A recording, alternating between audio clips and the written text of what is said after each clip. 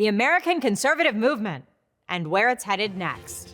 Government is not the solution to our problem. Government is the problem. The election of Ronald Reagan to the highest office in the land marked the biggest political victory of the conservative movement. One of the movement's leading luminaries was William F. Buckley Jr., the creator of the National Review and the host of Firing Line for 33 years. Senator Goldwater is both a Republican and a conservative. Over the years, conservatives have coalesced around key ideas: anti-communism, free markets, and opposition to modern liberalism. He likes big government in Washington. We want to decentralize back to the states. And the movement has evolved. This is the rebirth of a principled opposition. It's even changed to the point that it's difficult to recognize. We fight like hell, and if you don't fight like hell, you're not going to have a country anymore. These are all subjects of the definitive new book on American conservatism by Matthew Continetti. Fight for Trump! How did we get here? And where is conservatism heading next? For conservatives like me, our beliefs are not always going to be reflected by the Republican Party any longer. That doesn't mean we abandon our beliefs. This week on Firing Line. Firing Line with Margaret Hoover is made possible in part by Robert Granieri, Charles R. Schwab, the Fairweather Foundation, the Asness Family Foundation, and by the Rosalind P. Walter Foundation, Damon Button, the Pritzker Military Foundation, on behalf of the Pritzker Military Museum and Library, and the Mark Haas Foundation. Corporate funding is provided by Stevens, Inc. Matthew Continetti, welcome to Firing Line. Thank you for having me. It's a pleasure to be here. You are a senior fellow at the American Enterprise Institute, and you have written a book about the modern American conservative movement. It's entitled The Right, The 100-Year War for American Conservatism.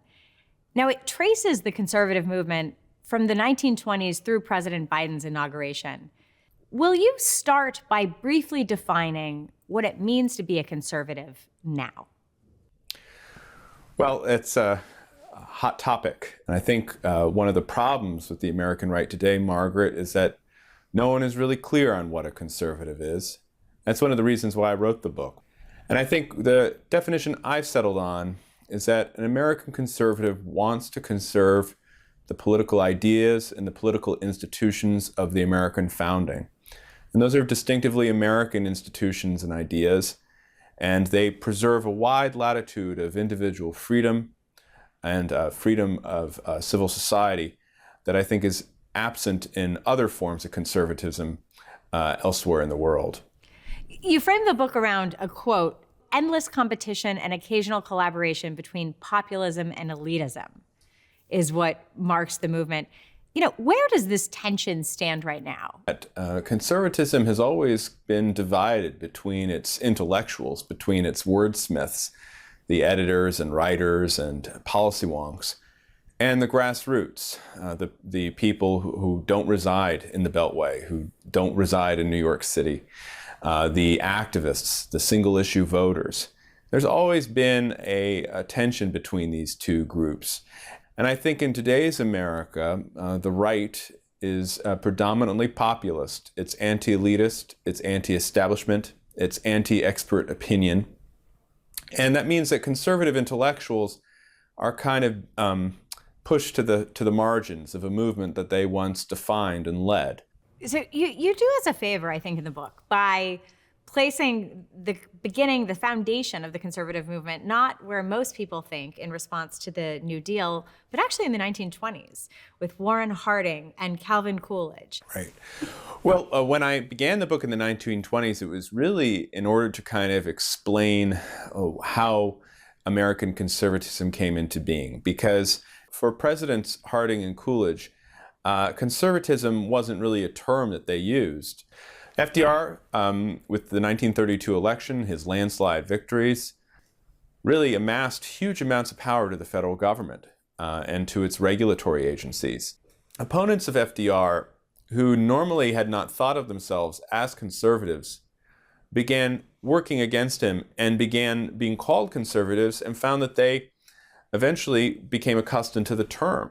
And the textbook case that I mentioned in the book, of course, is Herbert Hoover, President Herbert Hoover, who never really thought of himself as a conservative. In his mind, he was an American individualist, But as the New Deal progressed, he saw himself being labeled a conservative more and more.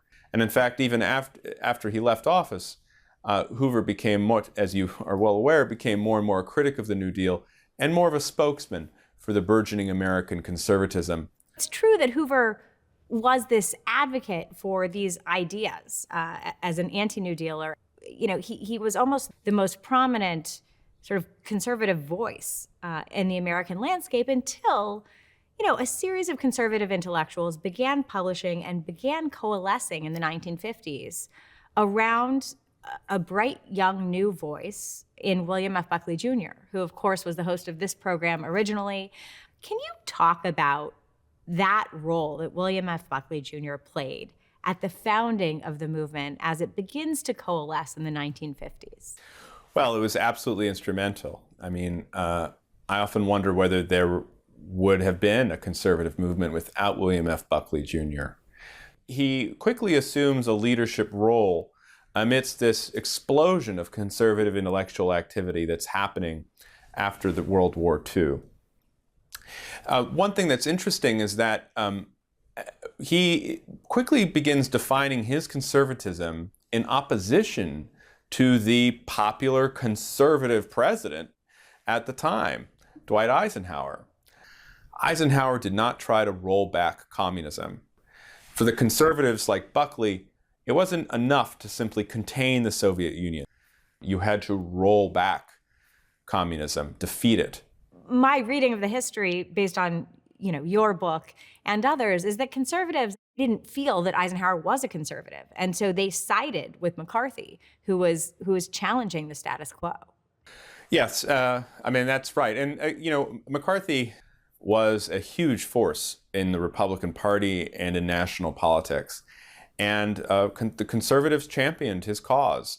They believed that even if he was wrong about a lot of the details, even if he overreached in a lot of his investigations, he still had the grasp of the central idea of the time, which was that communism posed a threat both externally and internally, inside the federal government. And Buckley was defending McCarthy pretty much right up until the end, when McCarthy was censured by the U.S. Senate in the end of 1954.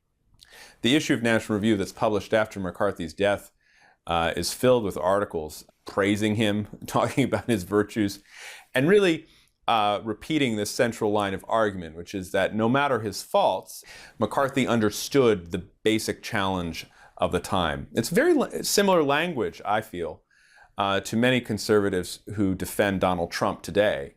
They'll say, yes, you know, his tweets are mean. Yes, he does things like take the documents to Mar-a-Lago, but Donald Trump understands the threat, I think typically today they'll say, from the woke left, and therefore he deserves our support and admiration. After McCarthy is censured, the right in America is leaderless. And so they need to find new leaders. And that process takes off with the rise of Barry Goldwater, culminating in his nomination for the presidency in 1964. And in Goldwater, the conservatives had a leader who was true conservative, but also much more focused on the external threat of communism than the internal one. I'm glad you mentioned Goldwater, because I want you to listen to Buckley's tribute to Goldwater on the original firing line after his death in 1998. Take a listen to this. He was a considerable figure in America, a presidential candidate, of course, but a figure who, by espousing so forcefully conservative ideals, gave political America the sense that we had been entirely drowned by the New Deal. And of course, Goldwater was unremitting in his opposition to communism, whose defeat he lived to see. Let me ask you about another aspect of the Goldwater legacy, and it's that Goldwater announces that he won't support the Civil Rights Act. The realignment of the South away from the Democratic Party for the first time since the Civil War happened in that election in 1964. And there is a criticism that I know you're aware of from the left that actually the conservative movement has, and this is the kindest assertion, is that it has provided safe haven for racism in the United States. And I wonder if, you know, how you reconcile this and whether there isn't some truth to this. Well, it's a complicated topic. I think we have to look first at Goldwater. Goldwater was not a racist. He desegregated the Senate cafeteria. He was a founding member of the Arizona chapter of the NAACP. But he opposed the Civil Rights Act for constitutional reasons. It wasn't out of cultural or racial reasons. That said, there were other people on the right who did oppose civil rights acts, including the acts under Eisenhower in the 50s, for those cultural and racial reasons. And I think there we can see a legacy of bigotry, a legacy that William F. Buckley Jr. eventually repudiated, but I think still has haunted the conservative movement to the present day. The conservative movement in the nomination and the election of Ronald Reagan in 1980 reaches its zenith, right? This is a man who is philosophically aligned with Buckley. And there's a fantastic clip of a firing line debate around the Panama Canal treaties. Take a look at this rare moment where the former governor debates on the opposite side of William F. Buckley Jr. Are you saying the communists invented patriotism in Panama? No. Yes, well, you really tried to say that. No. You can see in that clip, he and Buckley were friends. They had known each other for almost 2 decades at that point.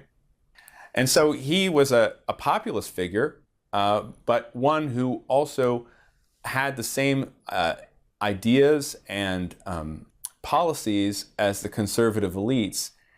And perhaps most importantly of all, Reagan was a personally attractive figure who took these ideas really from the margins of political debate in the 1960s to the center of power in Washington, D.C. after the 1980 election. Was it Reagan's unique political talents that created this moment of success for conservative intellectualism, or was it also just the timing of Reagan's presidency? I think what really contributed to that success was Reagan's leadership for sure, but also the kind of infrastructure of conservatism that had been built up around him. What's been described as the conservative decision-making loop, where ideas are formulated at think tanks like the one where I work. They're publicized throughout conservative media. They're picked up by Republican politicians, and then they're turned into legislation by conservative congressmen and signed into law by a conservative president. So we can see in Reagan's presidency this decision-making loop at almost its most effective. And you can look at economic policy and the supply side theories that informed Reagan's tax bill in 1981. And you can also see it in law. And it's really under Reagan's presidency that the philosophy of constitutional originalism comes into its own and begins informing appointments at various levels of the federal court system, including the Supreme Court with the nomination of Antonin Scalia. So when I try to explain what made Reagan so effective, there's no discounting his personal charisma, his communication skills, his sense of humor. But it's also the fact that this broader infrastructure was really firing on all cylinders. And that continued, I think, into some of his successors, including, though President Clinton would probably deny it, President Clinton's presidency, which in retrospect also featured several conservative victories. I mean, you write on that front, quote, "On economics, crime, and welfare, the Clinton presidency offered plenty for conservatives to like. They never forgave him for it." Well, I think a lot of it had to do, one, with the values that Clinton represented to the conservatives. He seemed to kind of exemplify the countercultural values that conservatives really define themselves against. But there was also no question that conservatives in the Clinton era were easily seduced by conspiracy theories about the Clintons. They were willing to embrace the worst about the Clintons, even if it had no basis in empirical fact. And this kind of personal animosity, I think, drove them not to recognize how good they had it after they won Congress in 1994. It's Clinton's presidency, beginning in 1996 with the reform of America's welfare system, that begins to consolidate the Reagan years and advance the conservative movement. I mean, think about it. I mean, as you mentioned in that quote, Margaret, you have welfare reform, which is the first time we've abolished an entitlement at the federal level. You had a balanced budget for 3 years. Remember, we were talking about budget surpluses, right? That part of that deal was a cut in the capital gains tax. And then we also saw these massive reductions in crime. So I think in retrospect, the conservatives, even while they should not admire Clinton personally, might begin to see some value in the Clintonite politics that gave them such victories in the 1990s. Let me ask you about something else that happened in the 1990s. Conservative media began to emerge in a new way. And in 1992, William F. Buckley Jr. invited Rush Limbaugh onto his original firing line, and you wrote about that interview in your book. You said, quote, "A visibly nervous Limbaugh appeared on firing line alongside his hero, William F. Buckley Jr., whose presence symbolized the transference of ideological leadership from the magazine editor to the bombastic talk show host." Here is Buckley and his introduction of Rush Limbaugh on firing line in 1992. Take a look. His medium is opinion, and only the humorless are really offended. In this sense, it's fair to say, I suppose, that he gets away with his scams as no one since Norman Lear got away with his in his series All in the Family. So can you explain, Matthew, to the uninitiated, how relevant and significant Rush Limbaugh became to the conservative movement in the 1990s? Well, I mean, Limbaugh is one of the most significant conservatives in American history. Here's why. He was an entertainer, first and foremost. He came out of the shock jock tradition, but he discovered that you could communicate political ideas in an entertainment format. And so he's able to kind of package conservative ideas that you would find in more intellectual journals in this very entertaining format, and thus broaden conservatism's appeal, make it a mass market phenomenon. So you see in Rush Limbaugh what American conservatism would become. It would become a mass market, grassroots phenomenon where the borders of entertainment and intellectualism would become very gray and sometimes disappear entirely. The Tea Party movement. Let me ask you about the Tea Party movement. Of course, it emerges in the Obama years, in the Obama presidency, growing out of populist anger, which you write about, of both the Democratic Party and the Republican Party. It also brings forward some conspiratorial, extremist, and frankly, racist elements to the forefront of our politics. And there are critics that argue that those elements, of course, were always stronger on the right than Republicans, at least mainstream Republicans, were willing to admit. But I wonder what your assessment is of the election of the first Black president and whether it brought to the surface some of the uglier impulses in American politics.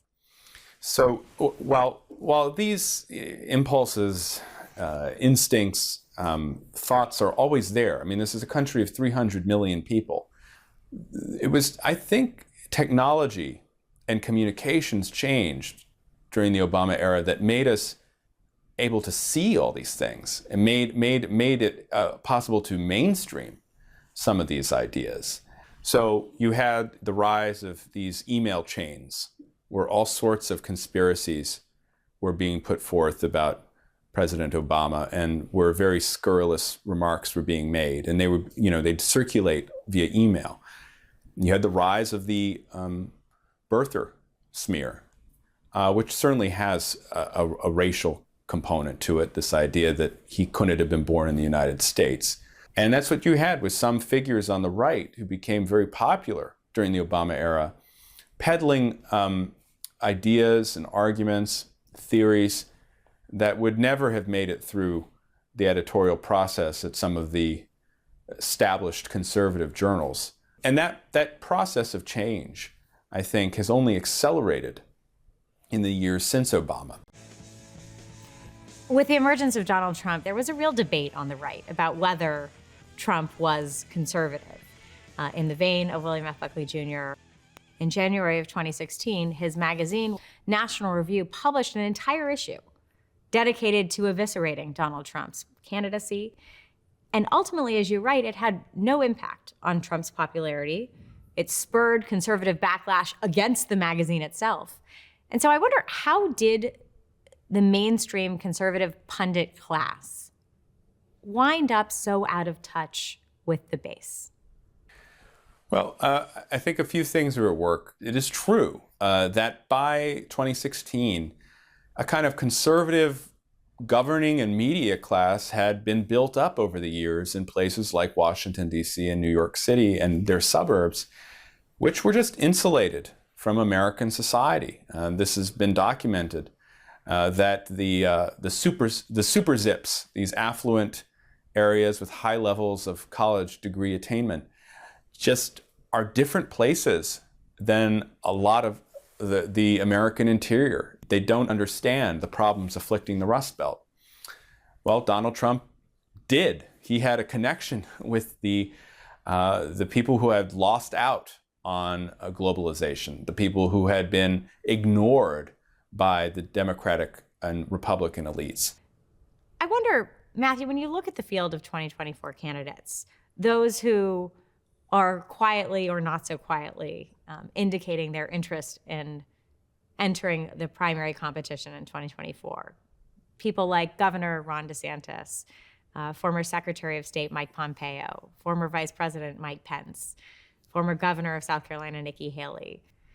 They have all been influenced by varying degrees by Trumpism. What does that say about the conservative movement in the 2024 nomination process? Well, I think it's a recognition of the nature of the Republican coalition. That coalition has changed over the last 10 years. A lot of college degree holders have left the Republican Party, have become independents or even Democrats. The percentage of Republicans who lack college degrees has exploded over the last 10 years, and even especially during the Trump years. So that means that the party is going to be more populist. It means that it's going to be more anti-elitist. It's going to be less concerned with limiting government, less concerned with the more traditional conservative issues, say, of entitlement reform, of addressing the problems with Social Security and Medicare. It's going to want those benefits.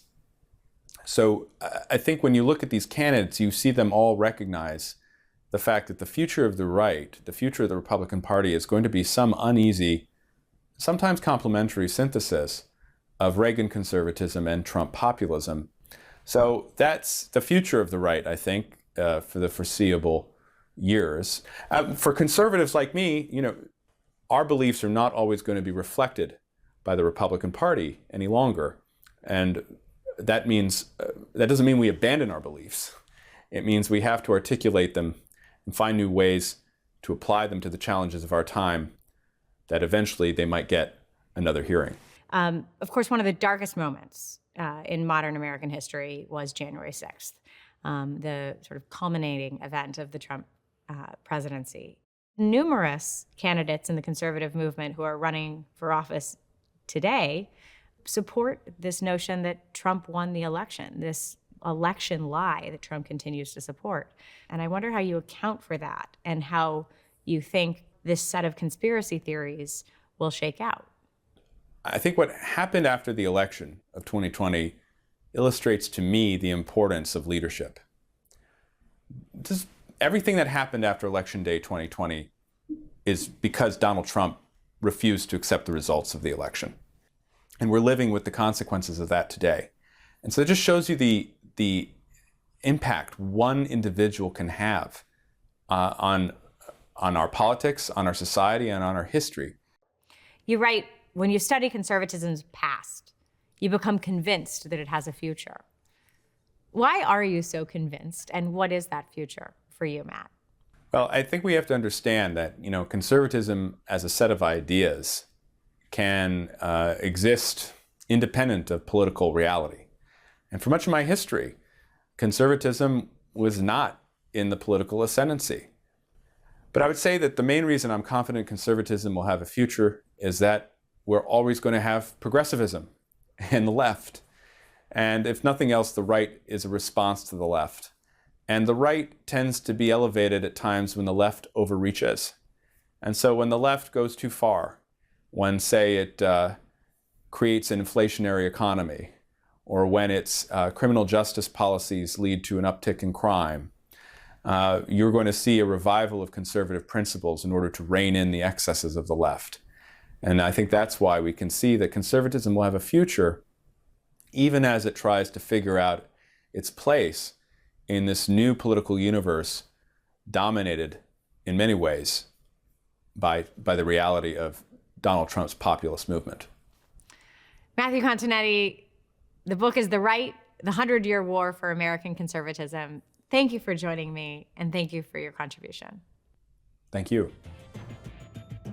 Firing Line with Margaret Hoover is made possible in part by Robert Granieri, Charles R. Schwab, the Fairweather Foundation, the Asness Family Foundation, and by the Rosalind P. Walter Foundation, Damon Button, the Pritzker Military Foundation, on behalf of the Pritzker Military Museum and Library, and the Mark Haas Foundation.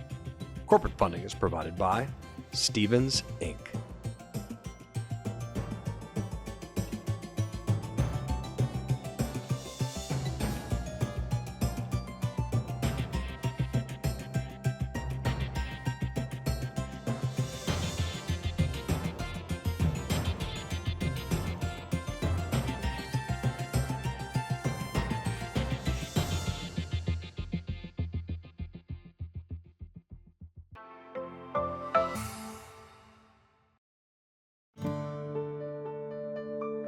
You're watching PBS.